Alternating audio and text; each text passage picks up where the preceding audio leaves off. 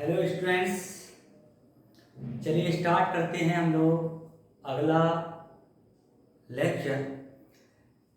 हम लोग बात कर रहे थे नोमेनक्लेचर ऑफ हाइड्रोकार्बन, यानी हाइड्रोकार्बन का नामकरण। तो कुछ नियम हम लोगों ने लास्ट वीडियो में सीखे थे। उन नियमों पे आधारित आप प्रैक्टिस कर लीजिए। हम लोग हर दिन कुछ ना कुछ नियम सीखते रहेंगे। जो नियम हम लोगों ने कल सीखे थे उनको प्रैक्टिस करते रहिए, उनको बार बार पढ़ते रहिए। आज हम लोग जो नियम सीखेंगे उन नियमों को लेकर के और लास्ट के दो नियमों को लेकर के नेक्स्ट जो लेक्चर आएगा उसको उन दोनों नियमों पे, आज के नियम और लास्ट के नियमों पे आधारित कुछ एग्जाम्पल दिए जाएंगे, फिर आपको सॉल्व कराए जाएंगे ताकि आपकी प्रैक्टिस अच्छे से हो सके। चलिए लिखिए अगला रूल। जो भी रूल हो आप लिखते जाइए। कौन सा रूल है, नंबर भूल जाते हैं क्योंकि कौन सा लास्ट टाइम देखा था, कितने देखे थे, वो नंबर आप क्रमशः लिखते जाइए कौन सा आता जा रहा है। देखिए रूल ये कहता है, ये रूल कि यदि एक से अधिक, या ऐसा बोले यदि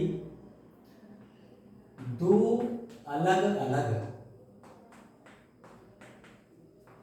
पार्श्व श्रृंखलाएं यानी साइड चेन उपस्थित हैं, तब आपको संख्याकरण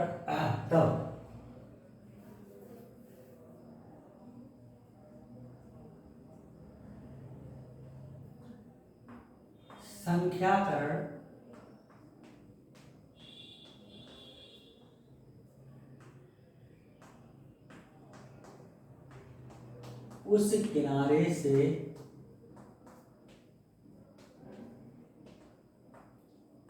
प्रारंभ करना है जहां से, लिखते चलिए, जहां से अल्फाबेट्स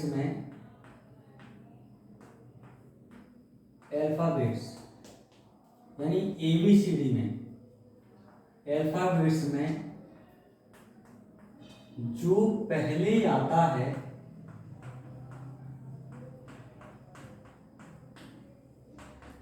उसको कम से कम संख्या मिले, उसको कम से कम संख्या मिले। यानी अगर एक से ज्यादा शाखाएं हैं, लेकिन शाखाएं यानी पार्श्व श्रृंखलाएं एक से ज्यादा हैं और कैसी हैं, अलग अलग। देखिए इससे पहले जो हम लोग नियम सीखे थे वो था एक से ज्यादा तो हैं लेकिन एक जैसी पार्श्व श्रृंखलाएं हैं। अगर मैथिल है तो मैथिल है, एथिल है तो एथिल है। यानी जो भी पार्श्व श्रृंखलाएं इससे लास्ट नियम में थी वो कैसी थी, वो सेम थी। अब हमने क्या कर दी, पार्श्व श्रृंखलाएं कैसी हैं, अलग अलग, पार्श्व श्रृंखलाएं अलग अलग है। तब हमें क्या करना है, नंबरिंग करते समय ये ध्यान रखना है कि जो ABCD में पहले आएगा उसको कम नंबर देना है और जो ज्यादा आएगा उसको ज्यादा देंगे। हाँ, ये तब के लिए है, ये है ये नियम, यह नियम तब लगाना है जब पार्श्व श्रृंखलाएं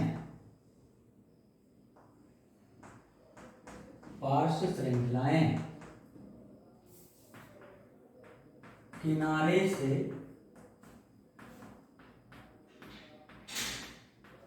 समान दूरी पर उपस्थित हों। ये नियम कब प्रयोग करना है? ये नियम तब प्रयोग करना है जब पार्श्व श्रृंखलाएं किनारे से कैसे हों, समान दूरी पर। अगर समान दूरी पर नहीं है तो हम लोग जो लास्ट का नियम सीखे थे उसी के हिसाब से चलना है। क्या सीखे थे लास्ट में? कि हमें नंबरिंग वहां से करनी है जहां से पार्श्व श्रृंखला कम से कम संख्या पे पड़ती हो।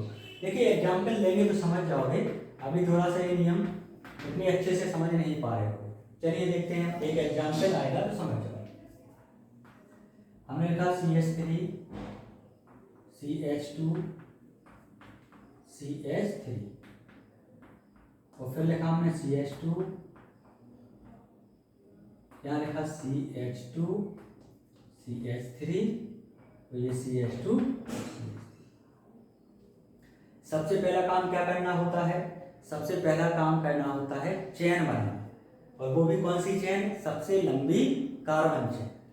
गिनिए कार्बन, 1 2 3 4 5 6, 1 2 3 4 5 6, 1 2 3 4 5, 1 2 3 4 5, 1 2 3 4, यानी सबसे लंबी कौन सी बन रही है?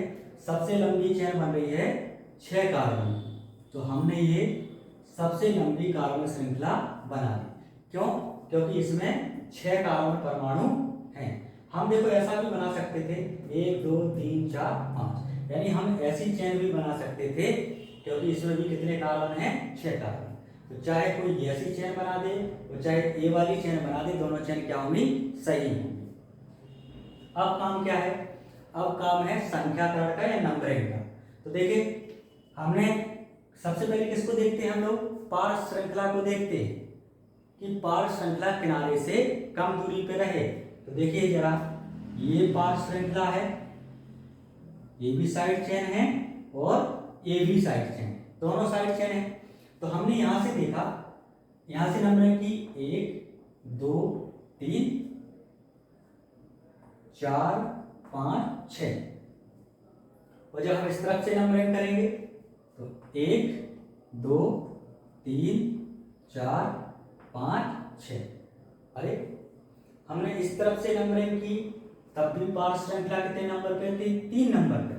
और जब हमने यहां से नंबरिंग की तब भी कितने नंबर पे आ रही थी? 3 नंबर पे। यानी किनारे से जो पार्श्व श्रृंखलाओं की दूरी है वो कैसी है? वो समान है। यानी यहां से भी पार्श्व श्रृंखला तीसरे नंबर पे है और यहां से भी पार्श्व श्रृंखला तीसरे नंबर से।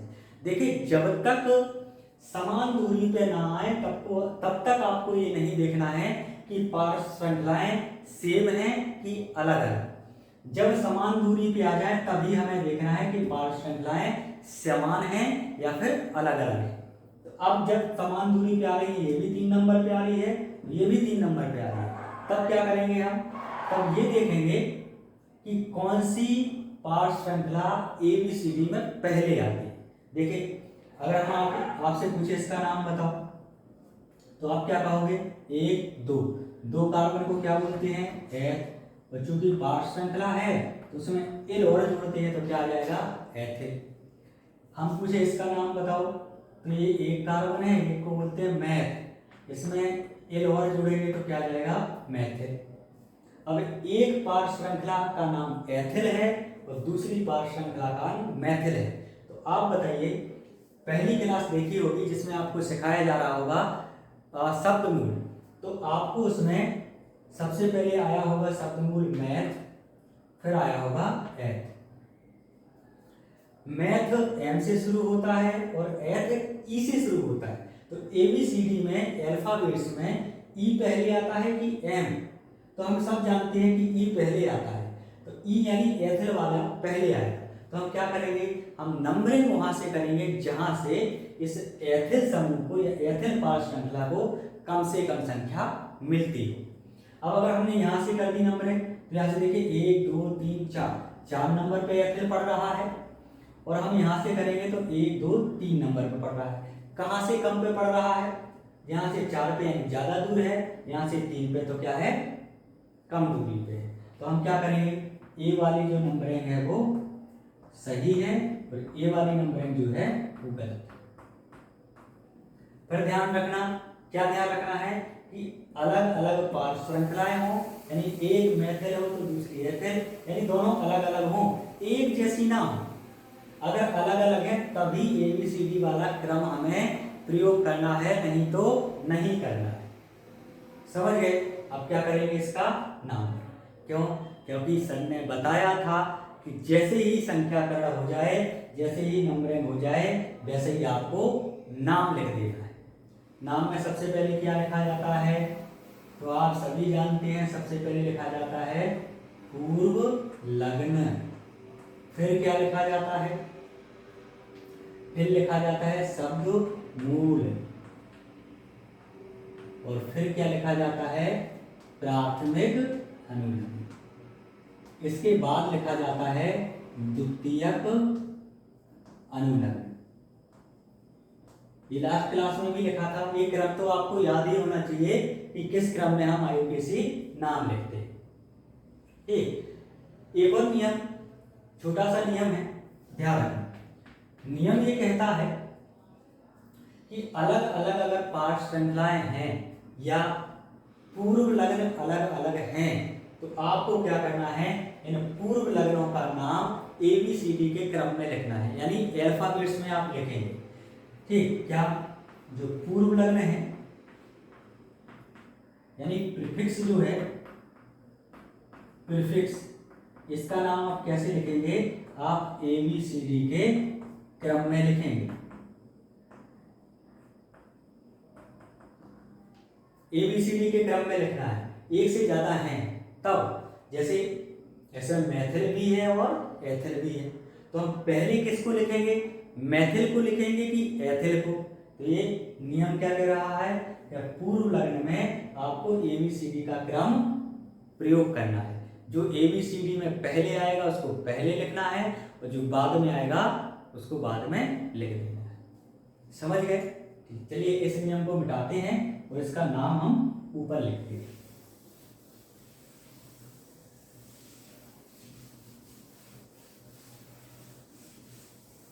लिख लेना ये नियम जितने भी बताए जा रहे हैं, और उदाहरण आप लिखते जाइए।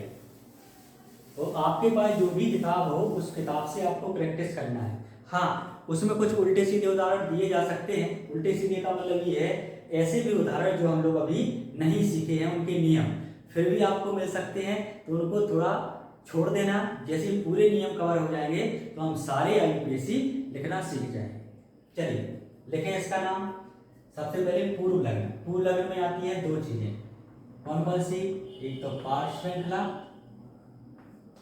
और एक प्रतिस्थापी।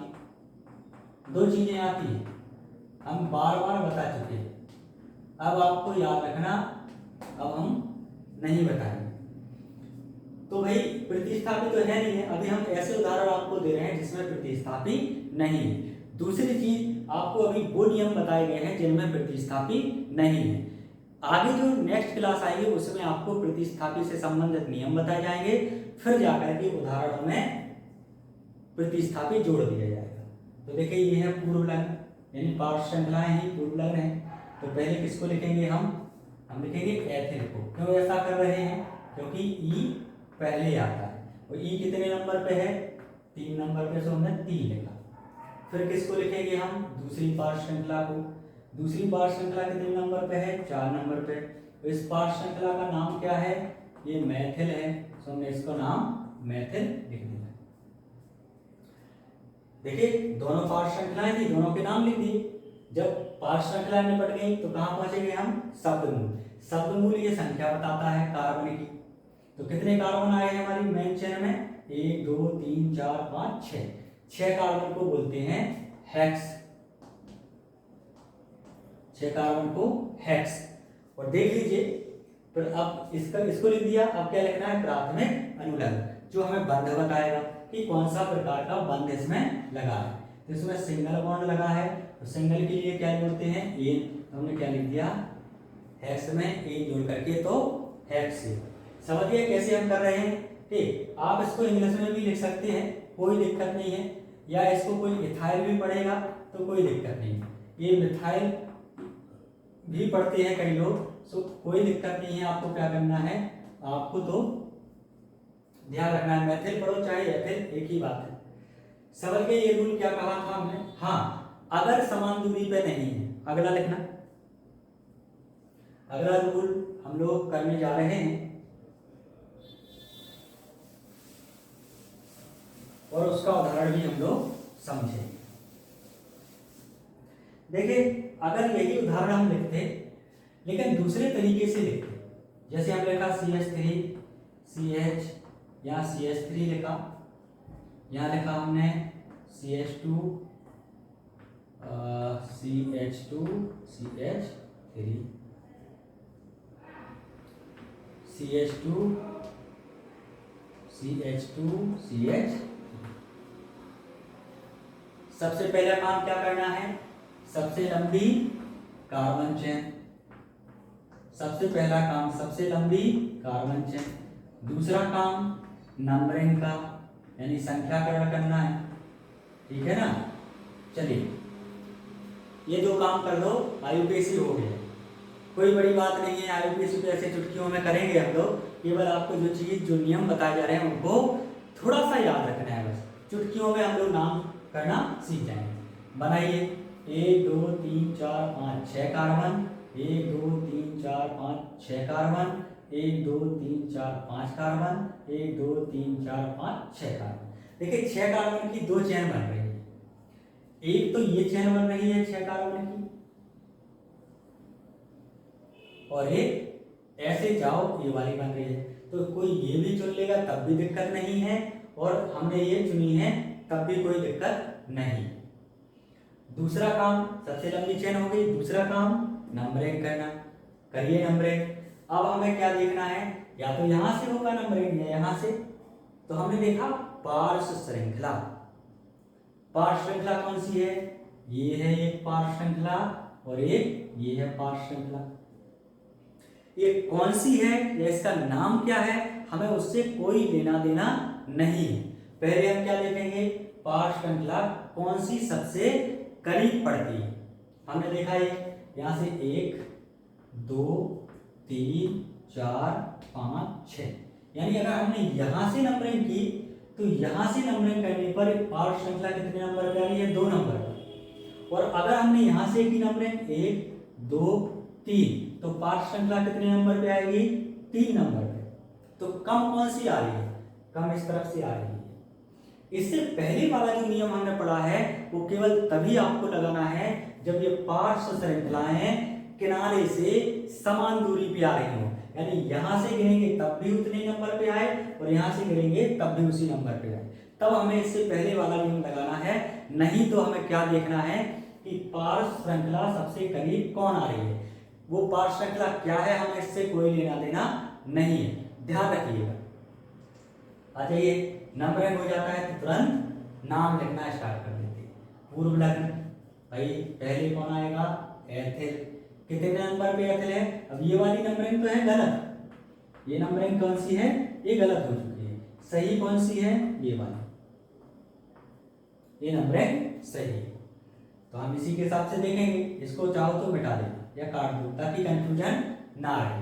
लिखिए नाम, देखिए पहले ये मेथिल है, ये एथिल है, तो पहले मेथिल आएगा कि एथिल, हम लोग सीख चुके हैं, पहले एथिल आएगा। लिखिए कितने नंबर पे है, 4, एथिल या इथाइल। 2 नंबर पे क्या है, मेथिल या मिथाइल। अब कितने कार्बन है, 6 कार्बन, तो क्या लिखेंगे, हेक्स। तो सारे बॉन्ड सिंगल दिखाई दे रहे हैं तो क्या लिख देंगे, एन। तो क्या बन जाएगा, ये IUPAC नाम बन जाएगा, बना लोगे। आई होप कि आपको समझ आ रहा होगा कि हम क्या कहना चाह रहे हैं।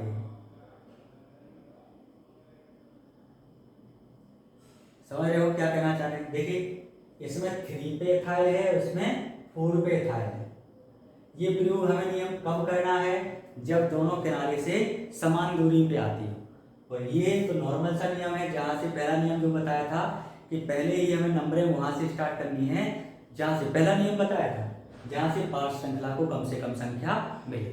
जिसको ये पिछले नियम नहीं पता है तो इस वीडियो को देखने से पहले आप इससे पहले वाली वीडियोस को देखिए, तब जाके आपको सारा चैप्टर बिल्कुल क्लियर हो जाएगा। नहीं तो हो सकता है आपको कोई ना कोई दिक्कत बनी रहे। ठीक है, चलिए इन 2 नियमों को आप प्रैक्टिस करिए। आप प्रैक्टिस कर लेंगे तो आपको ये दोनों नियम बिल्कुल बखूबी पता चल जाएंगे कि कैसे इनका उपयोग करना है। आगे के जो नियम हैं, आगे के नियमों में हम उसमें प्रतिस्थापी शामिल करने जा रहे हैं। तो आप प्रतिस्थापी अगर हाइड्रोकार्बन में लगा होगा तो उनके नामकरण कैसे करेंगे, इसके लिए आपको नेक्स्ट जो वीडियो है या नेक्स्ट जो लेक्चर है उसका वेट करना पड़ेगा। और इसके लिए आपको क्या करना है, एक छोटा सा काम करना है, क्योंकि आपको वो नोटिफिकेशन मिल जाए इसलिए चैनल को सब्सक्राइब कर लीजिए और शेयर, कमेंट और लाइक भी करिए। और अगर आपको अच्छा लगा हो तो आप अपने मित्रों में भी इसको फैला दीजिए ताकि उनका भी IUPAC क्लियर हो जाए और उनको भी केमिस्ट्री से अब डर छूट जाए।